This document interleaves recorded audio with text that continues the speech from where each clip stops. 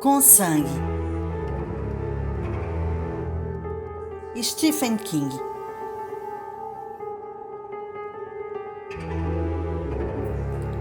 O telefone do Sr. Harrigan.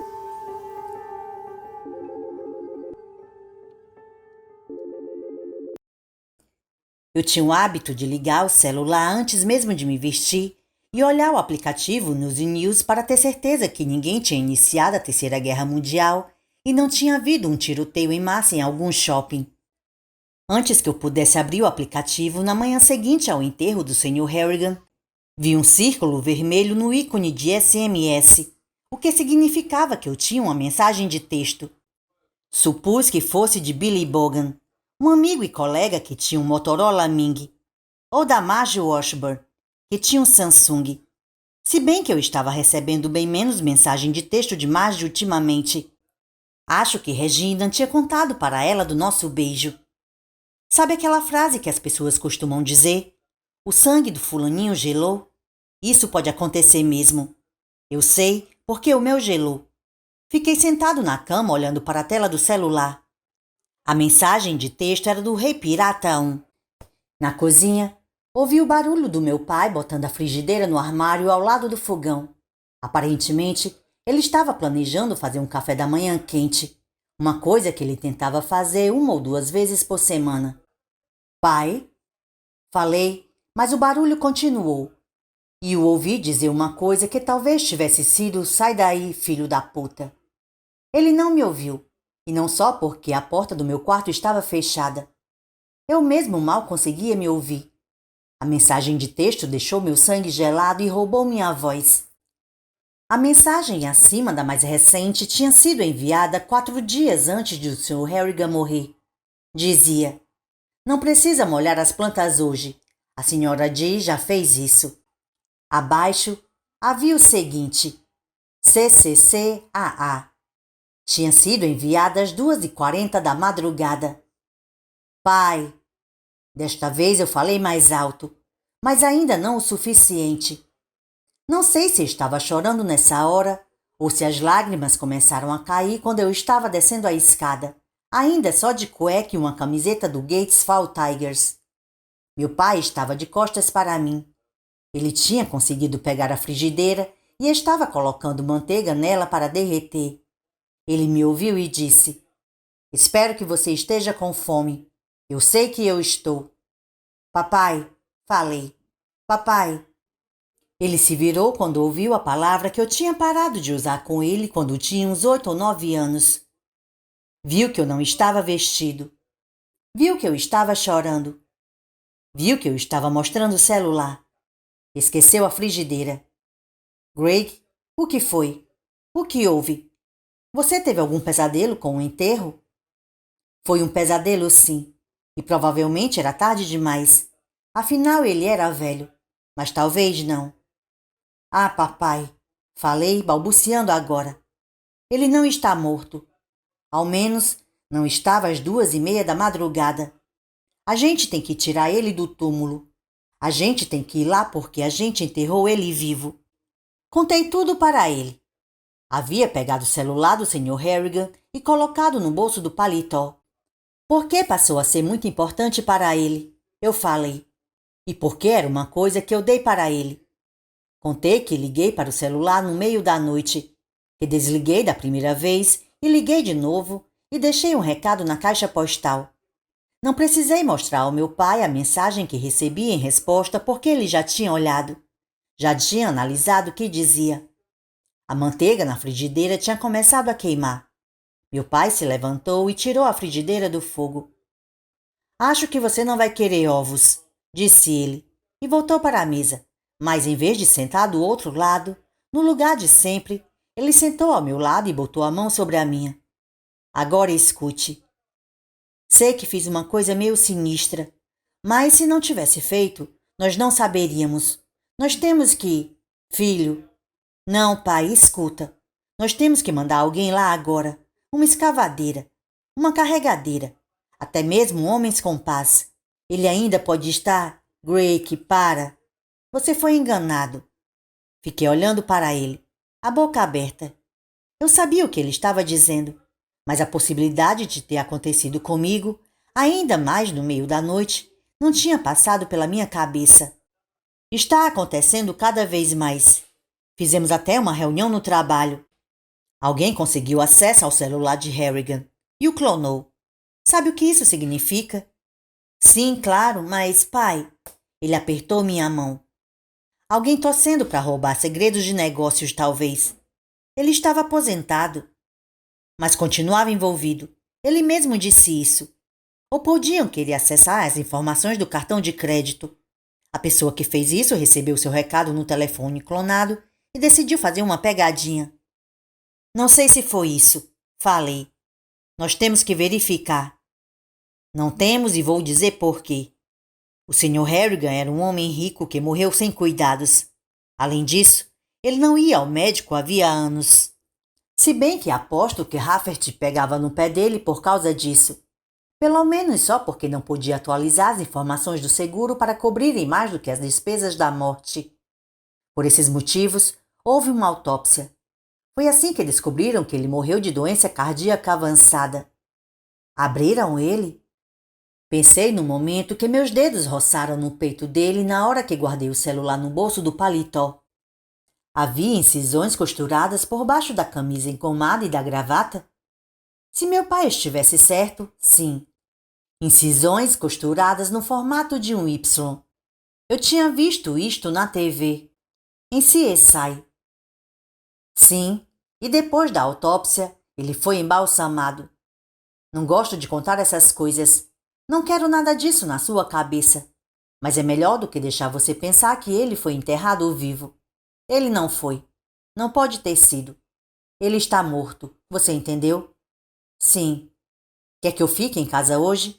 Posso ficar se você quiser. Não, tudo bem. Você está certo. Eu fui enganado e fiquei com medo. Isso também. O que você vai fazer? Porque se você vai ficar triste e todo mórbido, é melhor eu tirar o dia de folga. A gente pode ir pescar. Eu não vou ficar triste e todo mórbido. Mas devia ir à casa dele e molhar as plantas. Você acha que ir lá é uma boa ideia? Ele estava me observando com atenção. Eu devo isso a ele. E quero falar com a senhora Grogan. Descobri se ele fez aquele troço para ela também. Uma provisão. Que atencioso da sua parte. Claro que ela pode mandar que você cuide da sua vida. Ela é um Yankee das antigas. Se ele não fez, eu gostaria de poder dar a ela um pouco da minha. Ele sorriu e beijou minha bochecha. Você é um bom menino. Sua mãe teria tanto orgulho. Tem certeza de que está bem agora? Tenho. Comi os ovos e torradas para provar, apesar de não querer. Meu pai tinha que estar certo. Uma senha roubada, um telefone clonado, uma pegadinha cruel. Claro que não tinha sido o Sr. Harrigan, cujas tripas foram retiradas e misturadas como salada, e cujo sangue foi substituído por fluido embalsamador. Meu pai foi trabalhar e eu fui até a casa do Sr. Harrigan. A Sra. Grogan estava aspirando a sala. Ela não estava cantando como de costume, mas estava bem composta. E depois que terminei de molhar as plantas, ela perguntou se eu gostaria de ir até a cozinha tomar uma xícara de chá, que chamou de xícara de chá com ela. Tem biscoitos, disse ela. Fomos para a cozinha e enquanto ela fervia a água, contei sobre o bilhete do Sr. Harrigan e que ele deixou dinheiro em um fundo para meus estudos na faculdade.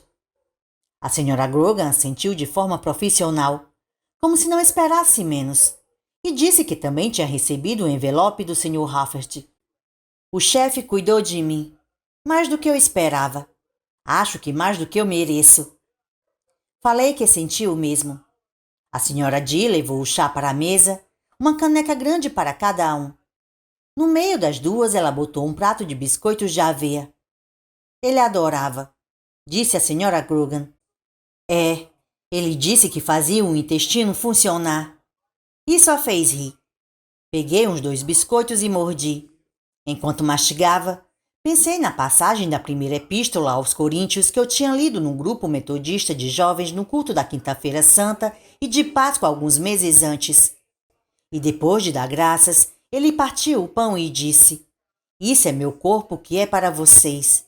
Façam isso em memória de mim. Os biscoitos não eram a comunhão. O reverendo chamaria a ideia de blasfêmia, mas fiquei feliz pela oportunidade mesmo assim. Ele cuidou do Pete também, disse ela, falando de Pete Postwick, o jardineiro. Que bom, falei e peguei outro biscoito. Ele era um cara legal, não era? Não tenho muita certeza disso, disse ela. Ele era justo, sim, mas ninguém queria ser desafeto dele. Você não se lembra de Dusty Billowdown, não é? Não, você não se lembraria. Foi antes da sua época. Dos Billowdowns do parque de trailers? É, isso mesmo, ao lado do mercado. Mas acho que Dusty não estava entre eles. Ele já deve ter seguido o caminho há muito tempo. Ele era o jardineiro antes do Pete. Mas só ficou uns 8 meses no trabalho porque o Sr. Harrigan o pegou roubando e o despediu.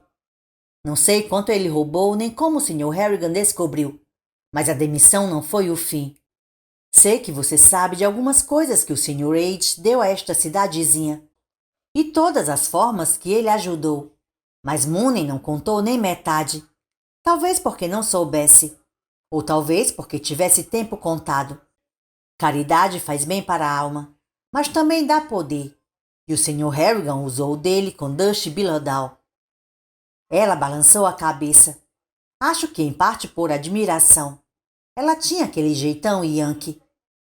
Espero que ele tenha tirado pelo menos umas centenas de dólares da escrivaninha ou da gaveta de meias do Sr. Harrigan, porque aquele foi o último dinheiro que ele conseguiu na cidade de Harlow, no condado de Castle e no estado do Maine. Ele não conseguiria trabalho nem tirando merda de galinheiro de um celeiro de Dorothy Mastella depois daquilo. O Sr. Harrigan cuidou para que fosse assim. Ele era um homem justo, mas se você não fosse justo com ele, era um Deus nos acuda. Coma outro biscoito. Peguei outro biscoito. E tome seu chá, menino. Tomei meu chá. Acho que vou arrumar lá em cima agora. Vou trocar os lençóis das camas em vez de só tirar, ao menos por enquanto. O que você acha que vai acontecer com esta casa? Não sei. Nem eu. Não faço ideia. Não imagino ninguém comprando. O Sr. Harrigan era uma figurinha única. E isso vale também para... Ela abriu bem os braços. Tudo isso. Pensei no elevador de vidro e concluí que ela tinha razão. A senhora Dee pegou outro biscoito. E as plantas? Alguma ideia sobre elas? Posso levar uma se não tiver problema. O resto não sei. Nem eu. E o freezer dele está cheio. Acho que podemos dividir em 3. Você, eu e o Pete. Pegai, bebei. Pensei. Façam isso em memória de mim. Ela suspirou. Na verdade, estou enrolando. Prolongando as poucas tarefas como se fossem muitas. Não sei o que vou fazer e essa é a verdade. E você, Grady? O que você vai fazer? Agora, vou descer e molhar o cogumelo maitake dele. Falei. E se não tiver mesmo um problema, vou levar pelo menos a Violeta quando for para casa. Claro que não tem problema. Ela falou do jeito yankee. Claro que não. Quantas você quiser. Ela subiu e eu desci para o porão, onde o Sr. Harrigan guardava os cogumelos em alguns terrários. Enquanto eu molhava os cogumelos maitake, pensei na mensagem de texto que recebi de Rei Pirata 1 no meio da noite. Meu pai estava certo. Só podia ser pegadinha. Mas não seria uma pegadinha melhor mandar uma mensagem mais elaborada, do tipo: me salve, estou preso num caixão. Ou a clássica que dizia: não me perturbe, estou me decompondo? Por que alguém pregando uma peça enviaria um aduplo? Que quando se falava parecia um tipo de gorgolejo ou um estertor de morte. E por que alguém pegando uma peça enviaria minha inicial? Não uma nem 2 vezes, mas 3. Eu não conseguia entender. Acabei levando 4 plantas do Sr. Harrigan. A Violeta, o Antúrio, a Perômia e a Comigo Ninguém Pode. Eu as espalhei pela nossa casa e levei a Comigo Ninguém Pode para o meu quarto porque era minha favorita. Mas eu estava só enrolando e sabia disso.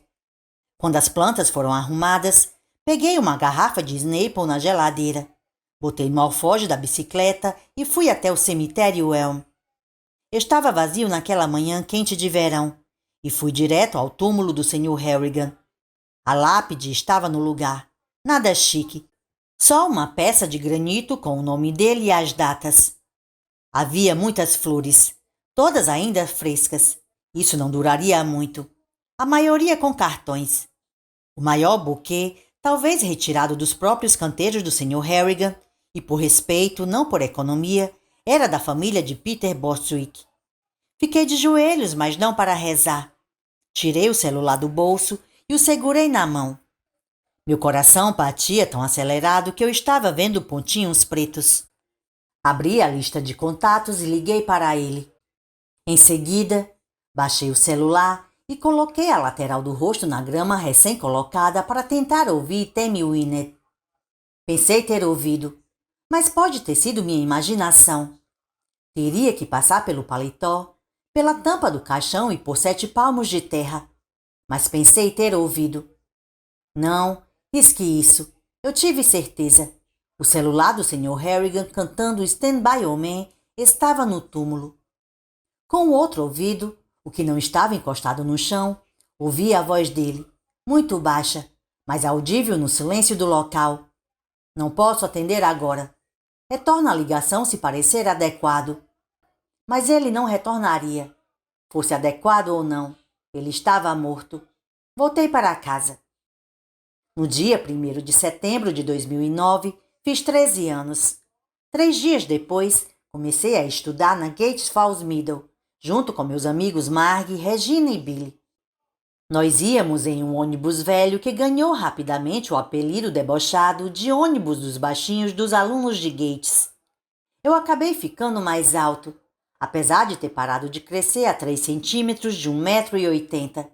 Mas naquele primeiro dia de aula, eu era o garoto mais baixo e mais novo do 8º ano, o que me tornou um alvo perfeito para Kenny Yenko, um baderneiro enorme que repetiu de ano e cuja foto devia estar no dicionário ao lado da definição da palavra bullying. Nossa primeira aula não foi uma aula, mas uma reunião escolar para os alunos novos das chamadas cidades próximas de Harlow, Morton e Shiloh Church. O diretor daquele ano, e durante muitos anos seguintes, era um sujeito alto e desajeitado com uma careca tão brilhante que parecia encerada. Ele era o Sr. Albert Douglas, conhecido pelos alunos como o alcoólatra, ou Gypsy Dog.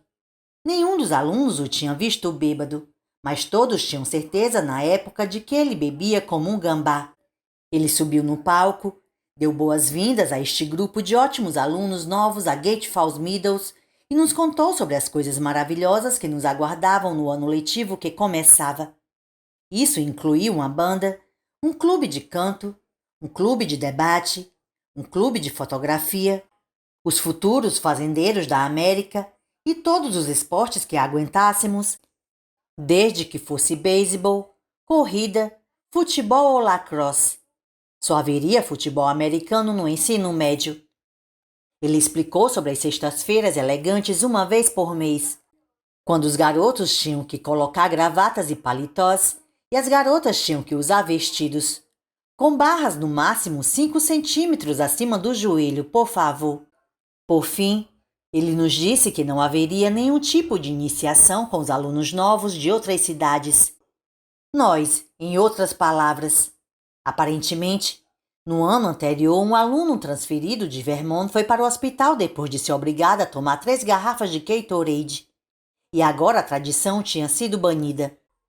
Ele nos desejou sorte e nos mandou no que chamou de nossa aventura acadêmica.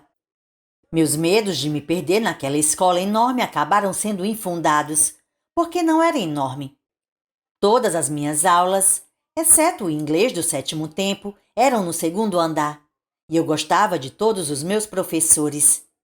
Estava com medo da aula de matemática, mas acabou que continuamos exatamente de onde tínhamos parado, então tudo bem. Eu estava me sentindo bem com a situação até os 4 minutos de mudança de salas entre o 6º e o 7º tempo. Fui pelo corredor até a escada. Passei por armários sendo fechados, alunos conversando e pelo cheiro de macarrão com carne moída do refeitório. Eu tinha acabado de chegar ao alto da escada quando senti a mão de alguém me segurar. Ei, novato! Não tão rápido! Eu me virei e vi um troll de 1,80 m e o rosto estourado de espinha. O cabelo preto caía até os ombros em mechas oleosas. Olhos pequenos e escuros me espiavam embaixo de uma testa projetada. Estavam cheios de alegria fingida. Ele estava usando uma calça jeans com pernas largas e botas de motoqueiro surradas. Em uma das mãos segurava um saco de papel. Pega! Sem a menor ideia do que estava acontecendo, eu peguei. Tinha gente passando, correndo por mim escada abaixo. Algumas davam olhares rápidos de lado para o garoto com cabelo preto comprido. Olha dentro. Eu olhei. Tinha um pano, uma escova e uma lata de graxa. Tentei devolver o saco. Eu tenho que ir para a aula. Novato. Não enquanto você não engraxar minhas botas. Nesse momento eu entendi. Era uma iniciação. E embora expressamente proibida pelo diretor naquela manhã mesmo, eu pensei em fazê-la.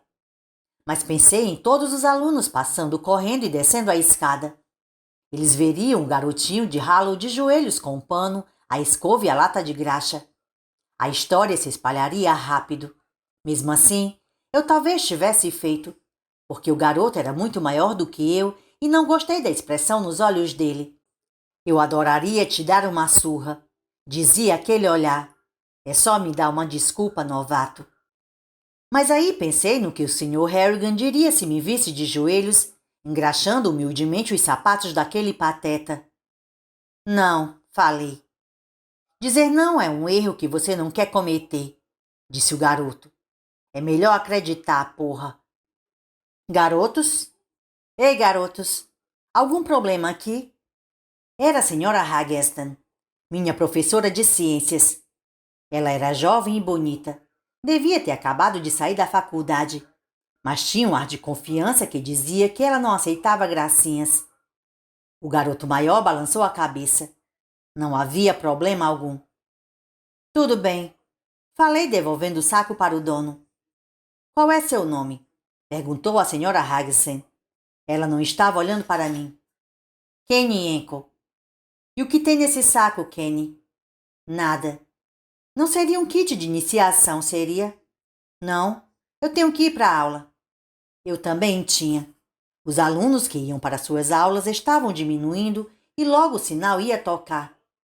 Sei que tem, Kenny, mas me dê mais um segundo. Ela voltou a atenção para mim. Craig, certo? Sim, senhora. O que tem no saco, Craig? Estou curiosa. Pensei em contar para ela. Não só por causa daquela baboseira de escoteiro de que a sinceridade é a melhor qualidade, mas porque ele tinha me deixado com medo e agora eu estava com raiva.